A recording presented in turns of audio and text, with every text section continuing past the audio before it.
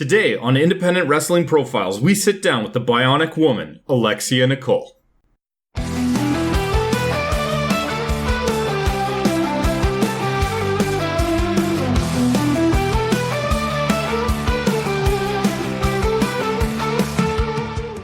So when did wrestling first enter your life in regards to fandom? Fandom, I don't remember how old I was. I was a small child and I was watching a tape of King of the Ring 98. And the Undertaker Mankind Hell in a Cell was my first entry into wrestling, and ever since then I've very much been into wrestling.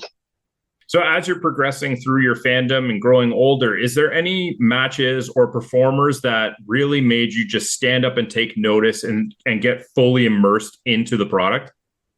Yeah, I mean that match in particular, both Undertaker and Mick Foley really caught my attention or like really made me stand up. My era, honestly, Trish was probably the first woman where I was like, oh my God, she's incredible. Beth Phoenix, Mickie James, Molly Holly, those are like some of my top women. Rey Mysterio was a big one for me as well. Um, John Cena, Randy Orton, that era was really when I was super into wrestling. So when did that switch kind of turn and you thought to yourself, I don't want to just be a fan of this. I want to actually be involved in this. I want to say, let's see, I was 15 when I started training. That was 2011. So I want to say like 2010-ish, I think was I was like, I really want to do this. Sorry, you said you started training when you were 15? Yeah. Yes. How does a 15-year-old start training in wrestling? How does that happen? I just Googled, I was super into it. I wanted to do it. I was like, this is what I want to do. So I Googled wrestling schools in my area, and the closest one to me was Squared Circle Training, 20 minutes from my house. So I just bugged my parents to the point where like Squared was having an all-women's class trained by Taylor Wilde. And it was like a limited run. It was for I think only 5 months. And I was able to convince my parents enough to just let me try that for now to kind of get my fix. Okay. And what sort of obstacles did you face at first? Clearly, parental approval was a bit, but once you actually started, you show up the first day, you start getting into the ring. Was there any particular challenges that you really had difficulty with? Not that I can think of. I did karate for a long time prior to wrestling, so I had a lot of like the movements down and just had to kind of tweak the way I was doing them. I think the hardest part for me came a little bit later on into training where it was like putting matches together. Like the moves kind of came easy to me. It was putting everything together, and character development that was more of a challenge.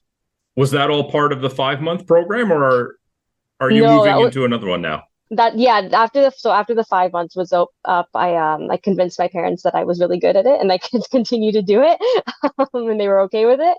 So I moved into kind of like the main program, and then that's where things really started picking up. Were there any peers that you had or any coaches that really just kind of helped motivate you, that really inspired you, helped move you through the process? Yeah, so my coach Rob Fuego, he was always there to help out, but I found that at Squared, a lot of my peers were really like everyone really helped each other. Like I trained with Von Vertigo, Gabriel Fuerza, John Greed, Shane Saber. Like that group was very helpful, and we all kind of pushed each other to get better. Yeah, that's actually quite a few names in the, I guess, Ontario scene at this point and branching beyond that. Hmm. I'm assuming that some of those relationships even carry out to today and that you still can perhaps soundboard off of these people, travel with them. Do you find that you have a particular like chemistry with them that you don't have with other people? Yeah, I see them almost all of them all the time, like on a weekly basis. Yeah, I actually mentioned this when I was talking to Vaughn earlier. One of the best indie matches that I saw, and I'm jumping ahead here, we'll get back to the Hmm. training, recently was actually a 3-on-3 match that you had with Vaughn and Gabriel versus Subculture. I don't think I've seen a standing ovation last longer on the indie scene than the one that followed that match. Do you find that, like with them specifically, you have a chemistry and actually putting together a match like that is a little bit easier? Oh yeah, yeah, they are my boys. That's the best way I can describe them. We started together, we've come up together. We branched out separately, but we've kind of all come back together. um, as we've grown, which is really nice. They make it so easy for me. Putting everything together and just like figuring it all out. They really help me out with that and like help me kind of pick and choose what's best to put in certain spots. Okay, and they were in training with you right from the start. Yes, yeah, they had started before me, but once I had started, I had kind of gravitated to them pretty quickly. Did you find the training that like any part of it just came naturally for you? Yeah, like the movements themselves, yes. Like a big part of wrestling is rolling, especially the way that we were trained. It was a lot of rolling around. That came naturally to me. Bumping was not a hard thing for me to learn. I got very used to bumping very quickly. Um, in terms of actual training, the difficulty for me, I think, was adjusting to movements because I'm very little. Um, so hitting the ropes, I have to like hit a little bit differently than the most people. Slams and stuff, I have a hard time picking people up. I'm just closer to the ground. I don't, when I pick someone up, they don't really go far off the ground. So in terms of like more movements, I've had to adjust for my size. But otherwise, it came pretty naturally. What was it challenging balancing wrestling training as a 15-year-old with pretty much all of the other social obligations that a 15-year-old would have? Peak social development, you're in school, you're possibly working a part-time job and trying to get through and make time for all of these things. Yes and no. So like my entire childhood life, I've always had like school and something, whether it was like school and swimming and piano lessons or school and karate. Like I always did something outside of school. So I was used to doing school and wrestling. It just fell into my schedule as something I would do. It wasn't until I got like later on when I started university that I had a little bit harder time because it was school, part-time job and wrestling, like making money wrestling. So it was a little bit harder to balance. So, what's it look like your path towards your first match? How did your first match come to be? Where was it? Do you remember who your opponent was? I do. So my first match was actually supposed to be on a student show. And it was supposed to be me, and I don't remember who my tag partner was supposed to but it was supposed to be me against my whoever tag partner against Aaliyah and whoever other tag partner. It was supposed to be both of our first matches. And then the night before I was at training and I got hurt. Okay. So, so that didn't happen. But it ended up being for the best because my first match was actually Canada Day 2013 I don't know if they do it anymore. It's Tiger Fest in Brampton. It Okay. was a big like Canada Day celebration, and it was a tag team match with me and one of my trainers, Marcus Marquez, or no, sorry, one of the previous class, Cody 45, against Marcus Marquez and Angelina Love. Okay. And what sort of feelings, emotions were you going through when you were actually getting ready to take that first step through the curtain and into the ring? I was horrified. Um, at this point, I was 17, and I look out, and there's just bleachers of people, and I'm like, I'm not ready for this. This is where I want the tiny show where there's only like 20 people. Like this is too many people for me. But everyone was very helpful. Angelina Love especially was very, very helpful. Really guided me through it. And I think that big of an audience was actually pretty good because I couldn't see anybody. It was just like a sea of people. I couldn't see faces, which made it easier to kind of drown them out for that and just kind of focus on what I was doing. And how far after this injury that you sustained did this match take place? That was injury was January, so 6, 7 months ish. I'm guessing injuries being a part of the business, kind of inevitable. Have you had your fair share of injuries? Oh yeah, yeah. I've had three surgeries on my left shoulder, and that was the injury that kind of kicked everything off for me. Was that first one before my first was supposed to be my first match. Um, Dislocated both shoulders. Like I can't even count how many times. Definitely in the double digits for both. Um, Two concussions, I think. Yeah, and those two I remember were pretty close together, so I remember those clearly. And then like other things like sprained ankle, pulled muscle, but like the shoulder and head, I guess, are the two major ones. So I don't know if this is necessarily appropriate to ask, but I Hmm. noticed with your current gimmick, the Bionic Woman, you have the shoulder piece that you enter the ring with. Is there any sort of connection or story to some of your injuries? As you said, you've had multiple surgeries and that current character that you are utilizing. Yes, actually, it's a kind of a direct relation. So after my last surgery, which was it was during the pandemic, I want to say 2021. I've never felt better, and like starting at 15 and being mid 20s and having my shoulder feel the best it ever did felt good and felt like I felt stronger. I was more flexible. I had more mobility. I felt like I had been rebuilt, and I did kind of want to work that into my gimmick, um, especially because, with the pandemic, everything stopped. Everyone had to take a break.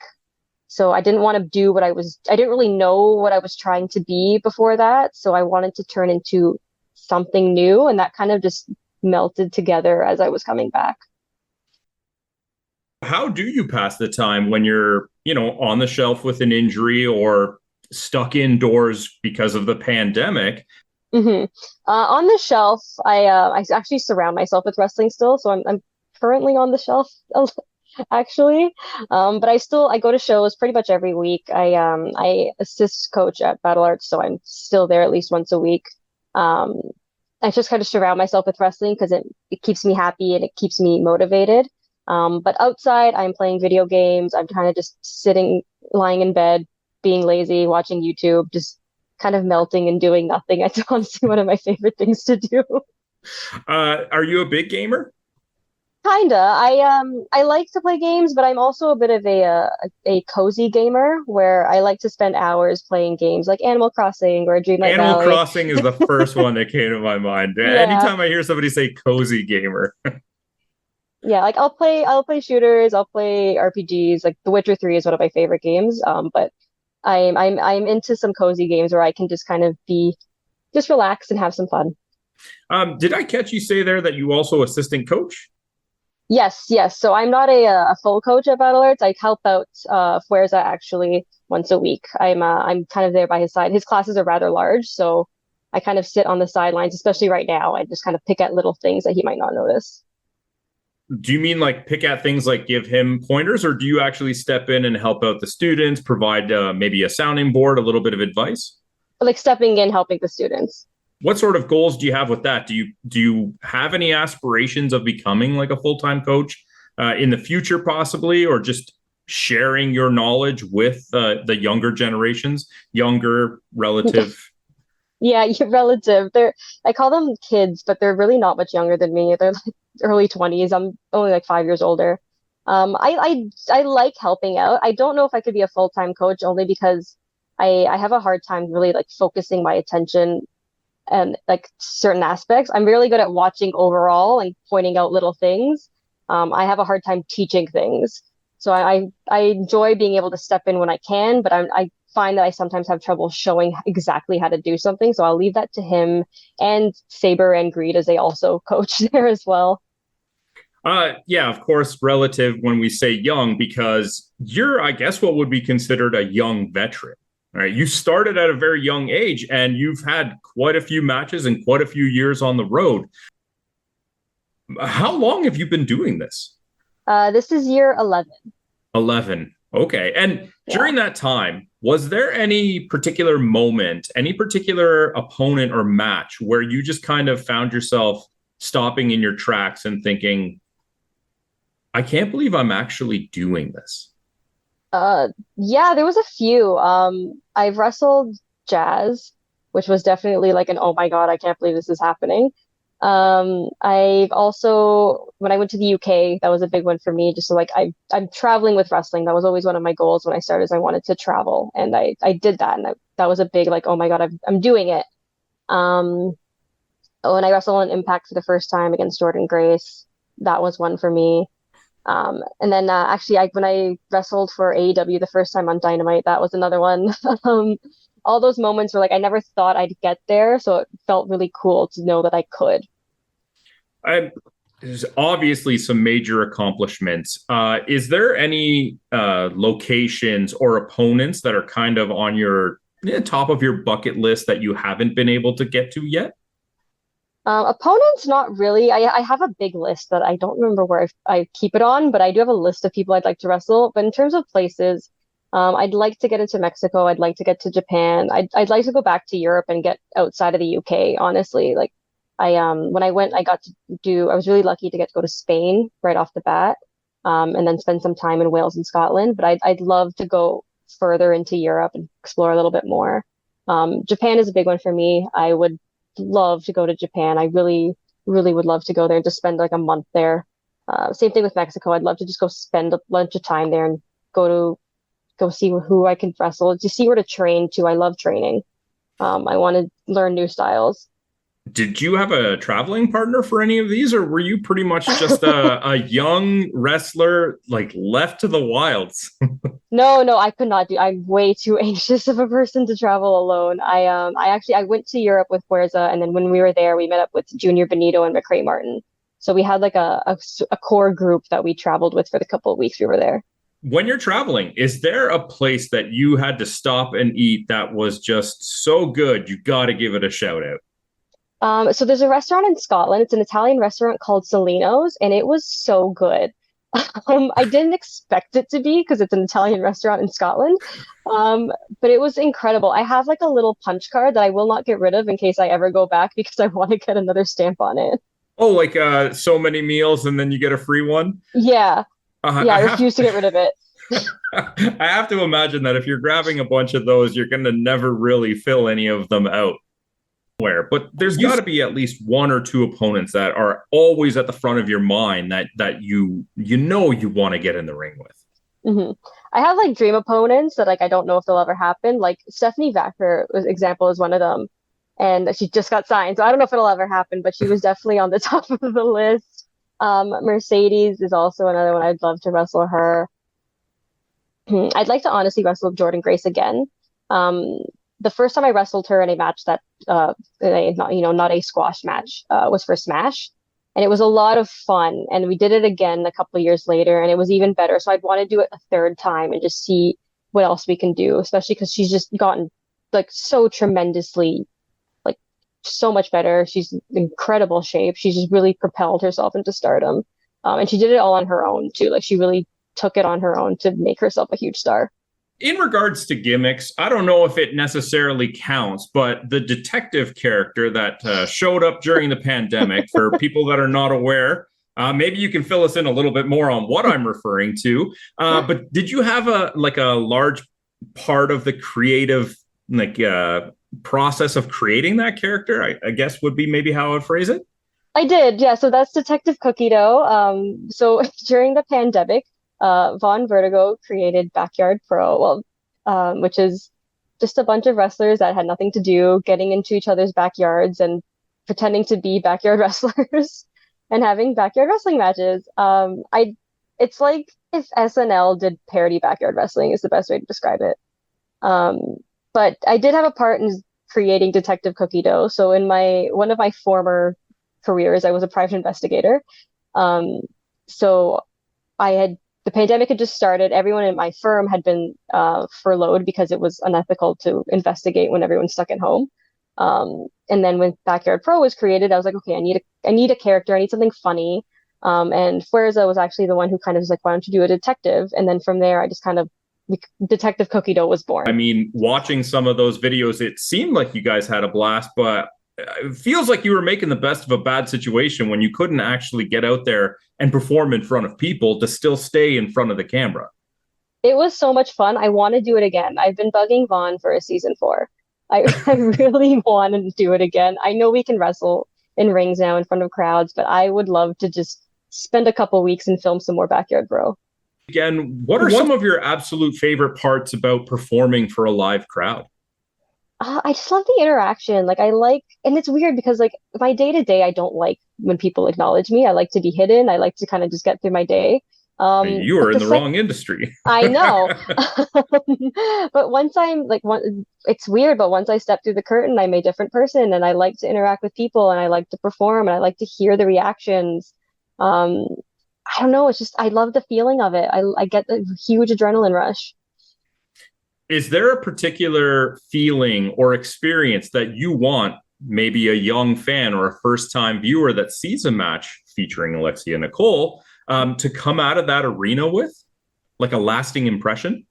I want them to think that like, it's a good question. I I want them to come out of that with thinking that it's possible for anyone to do it because like I look at myself, I'm not even 5 foot tall. I'm just this tiny little thing who gets hurt a lot, and can still go out there and I can still do it. I think I'm okay at it. And I want people to watch and think that, okay, maybe I can do this too if I really wanted to.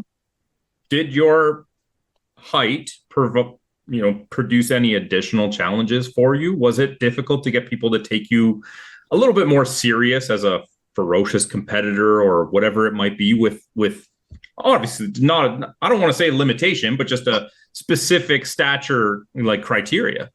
Yeah, like it's a lot of fans, like people I wrestle, they're like, "Oh, this is great. You're so little. We can do so many things." But fans, I found a hard time being like taking me seriously. They just didn't believe anything I could do, and it did take a while for me to kind of adapt to a style that really could showcase what I'm capable of. But it definitely at first I definitely had a hard time like kind of showing that I was able to do this without them just kind of looking at me like, oh, she's getting put in places because they can just pick her up and put her there. So the people backstage, your peers on the shows, actually saw that as a positive, that they could actually, broaden their capabilities in the ring with you. Yeah, yeah. Like a lot of people will tell me like, "Oh, I've never wrestled anyone shorter than me," and I'm like, "That's great. Let's let's do something different." But I do enjoy it. I like it. Like I found a style that works for me. And it's very underdoggy, like Ray. I would never be as good as Ray, but I try to kind of think about him when I wrestle in terms of things I can implement. But yeah, like I find that I have people that are it's easier to put together a match with people and it's more exciting because it's the story kind of tells itself a lot of times and it's not so I don't have to think about it too much. I can just kind of we can have fun with what we're doing. Now, I know you've spent some time, perhaps when you were injured, also working in a managerial role. How do you find your preparation before a match and your fan interaction when you're at ringside versus when you're in the ring and more focused on your actual opponent than the audience around you? I kind of have a little I will have I have a little bit more fun. I can kind of I can interact with the crowd a little bit more. I can kind of poke fun at people a little bit more. Sometimes I can just sit and watch, and that's a lot of fun. Like I've done commentary a couple times, and I get distracted. I'm just watching the match. I'm having a good time. I'm enjoying what I'm watching. I turn into a bit of a fan, and I kind of have to click myself into the fact that I'm not just a fan right now. I'm doing a job. You got to get the fans involved in it a little bit more. Have you had Yeah. any weird or noteworthy fan interactions during a managerial role, or maybe even just a meeting at the merchandise tables? The weirdest thing actually, it was a triple threat match at Barry, and I don't remember what happened. I think I got super kicked by Anton and I was on the floor and Barry has guardrails and I look up and there's this man standing over me and he's like, "Are you okay?" And I'm just like, "Who are you? I've never seen you before." The next thing I know, he's gone. And then I get to the back and they're like, "Yeah, this guy jumped over the guardrails and we have to get him out." I'm like, "How? What happened?"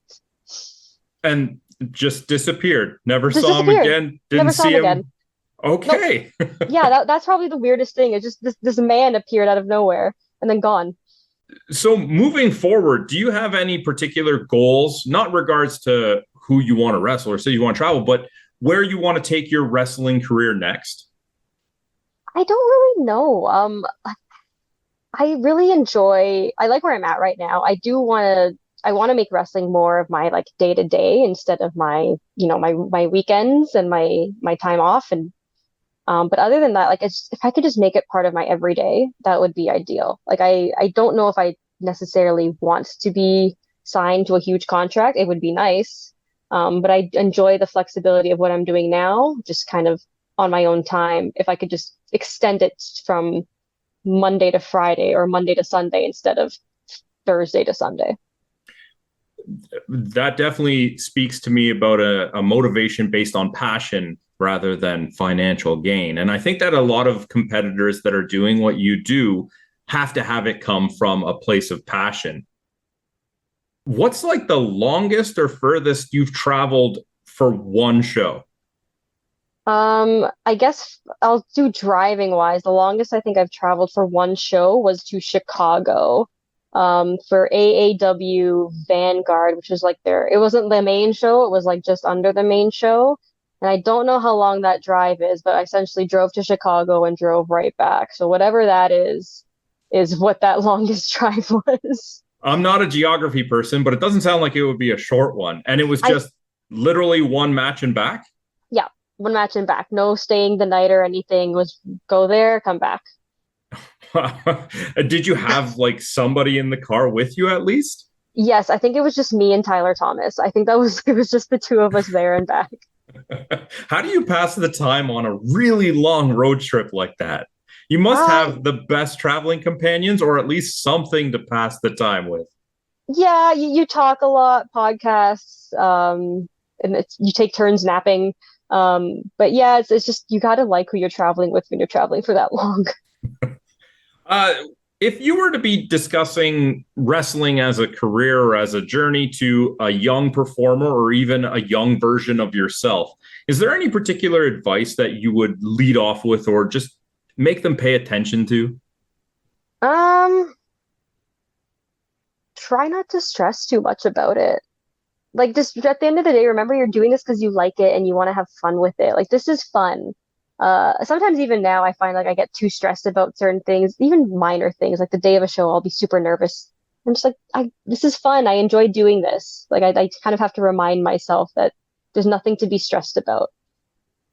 Well, yeah, you've done this how many times, how many matches? I'm sure it's countless at this point, and you still get nervous every single show. Oh yeah, every single time. Different levels of nervous. Like if it's go sometimes I'll just be like super calm and then maybe 30 seconds before the nerves will hit me.